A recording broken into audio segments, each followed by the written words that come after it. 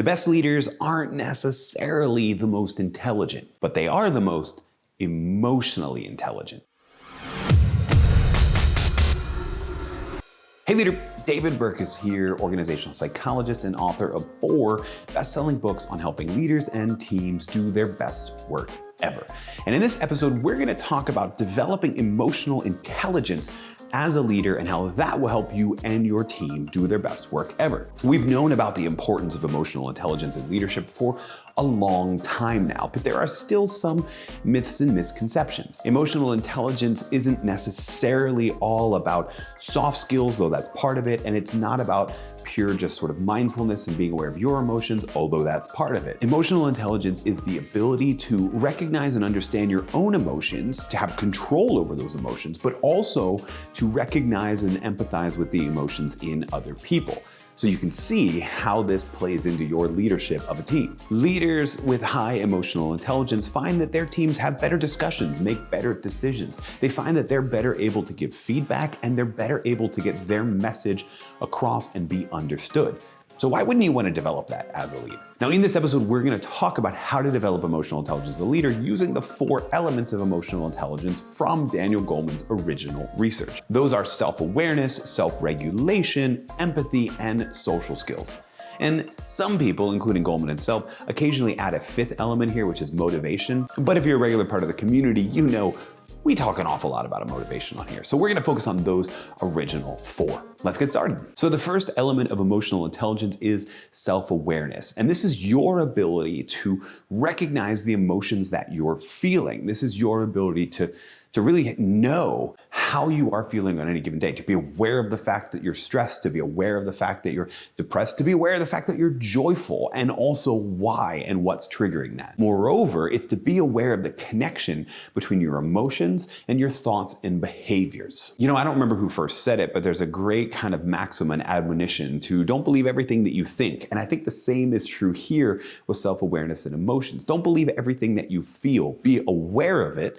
As my friend and the brilliant researcher Susan David likes to say, emotions are data. So be aware of the emotions that you're experiencing and also the connection between those thoughts and behaviors so that you can exhibit mastery over that. Now, there's a number of different ways you can develop that skill of self-awareness, but probably my favorite is keep a journal.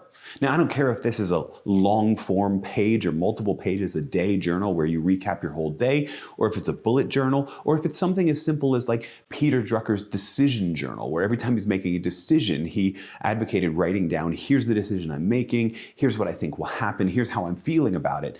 The point of keeping a journal is that you're keeping a record of your emotions so that 1, you're aware of them from day to day as you're having to go back over how am I feeling, but 2, you're aware about how those emotions are affecting your long-term thoughts and behaviors, the decisions that you're making, and whether or not those are really serving you, or as you look back over the data that you're collecting in this journal, if you realize you need to make some changes. And if you do need to make some changes, that's where self-regulation, the second element, ties into self-awareness. So the second element of emotional intelligence is self-regulation. And this is the ability to manage your emotions, to be in control of how you're feeling, to change your emotional state if you need to. Self-regulation involves how well you can control your emotions and turn them into behaviors that are healthy and productive, as opposed to being controlled by your emotions in ways that can be counterproductive to you as a leader and to your whole team. You know, leaders that are known for flying off the handle and getting into a rage, or leaders who are known to just always be sort of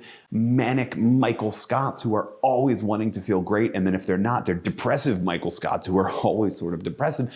Those are, no surprise, are not solid leaders of a team. But the leaders who are in control of their emotions, who can keep their cool when stressful situations are happening and as such guide the team out of it, or who can manage their own emotions so that they can put up the best face and the best emotion to model to the team, those leaders are going to have a better chance of managing the mood, the climate, even the levels of trust on the team. So it's no surprise that self-regulation is a powerful part of developing emotional intelligence as a leader. I think the best way to get started with self-regulation is to remember a piece of advice from Viktor Frankl, the author of Man's Search for Meaning. Dr. Frankl wrote that everything can be taken away from a man, everything can be stripped of him except one thing, his decision about how to act in any given moment. And when we think about the situations that really drive our emotions, we've done the work of self-awareness, so now we're aware of our emotions and we can figure out those situations. We need to remember that we're in control of how we react to those. So this may be as quick as a pause and a react. As you're feeling stressed or as you're feeling an emotion you don't necessarily want to be having, take it in, welcome it as data, and then pause and remind yourself, I get to choose how I react in this moment. I get to choose that. And as you go about in the reaction of your choice, you'll find that it changes your emotions as well. And you'll find that you're getting stronger at being able to regulate the emotions that you're having as a leader. So the first two elements of emotional intelligence deal with the self. The second two elements deal with others, deal with your team. And the third element of emotional intelligence is empathy. How well do you understand the emotions that others are having? How well can you see the behaviors, the decisions, the actions of people on your team and perceive what they're feeling as a result of those actions or what they're feeling that triggered those actions? Moreover, can you respond to those actions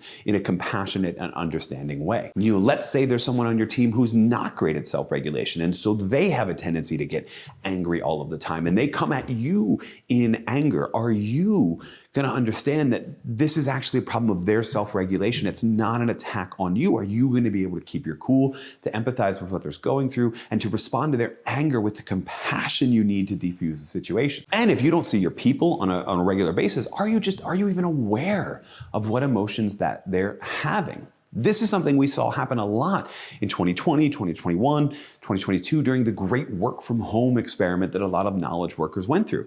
We didn't really know how people were feeling, and they were feeling pretty burned out. They were dealing with all sorts of emotional and mental health issues, and we didn't really know how to support them because we didn't even know they were there. In person, it probably is easier to build the skill of empathy, but that doesn't let a leader off the hook. We need to be aware of the emotions that people in our team are having. I think the easiest way to do this is just to check their pulse.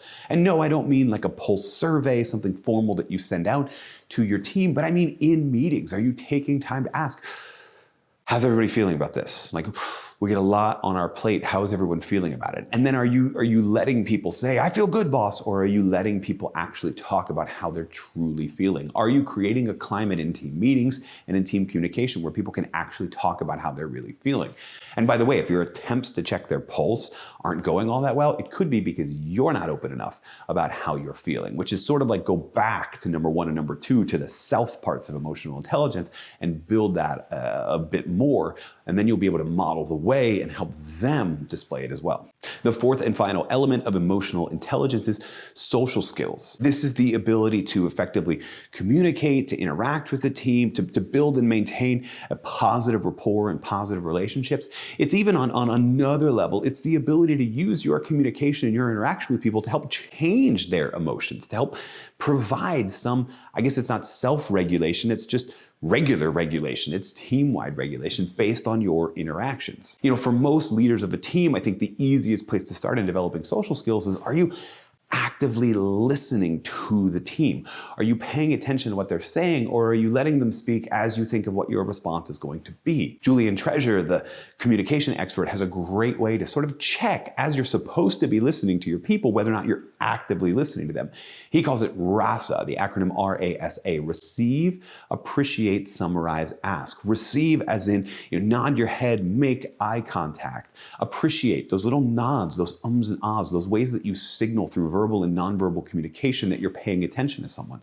Summarize before you say anything else. Summarize what you heard them say, and then ask them questions to further explore what they said. Only after you've gone through RASA is it safe to offer what you think. That's going to help you not only understand them better and build this skill, the social skill element of emotional intelligence, it's also going to help you think of what better to say because you better understand them. So you're going to get your point across better, and you're going to understand your team better if you practice things like this to build your social skills as part of building your emotional intelligence. Now, as I said before, there's sort of 4 elements, but there's really 2 elements. Yourself, your own power over your emotions, and then also your team and your awareness of the emotions as a team is going on. And as you're listening to this, as you're thinking about all of this, you've probably already figured out which one you need to work on. Get started on self-awareness if it's that, or self-regulation. Get started practicing empathy as a skill, or get started practicing active listening as a skill, depending on what you feel you lack. But do not ignore the other four. Emotional intelligence is not being really good at one of these. It's all four. And as a leader, what your team needs is for you to get skilled at all four so you can train your team on developing emotional intelligence as well. When you do, you're gonna find they communicate better, they collaborate better, they synchronize their work better, and you're gonna create an emotionally intelligent culture on the team that's gonna help everyone do their best work ever. Oh, and one more thing. Emotional intelligence is a skill, but it's not the only skill leaders need. So please develop the skill of emotional intelligence, but also check out this video here on the 5 skills all leaders need to develop. And this one here, this will be like the next level in leveling up your skills.